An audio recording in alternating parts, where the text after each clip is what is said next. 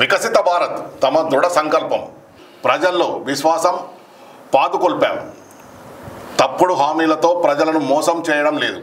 కొందరు సెల్ఫీలు దిగుతూ అద్దాల మేడల్లో ఉంటారు. ప్రతి రూపాయి గ్రామానికి చేరుకునేలా చేస్తున్నాం. రాష్ట్రపతి ప్రసంగంపై ధన్యవాద తీర్మానానికి మోడీ సమాధానం.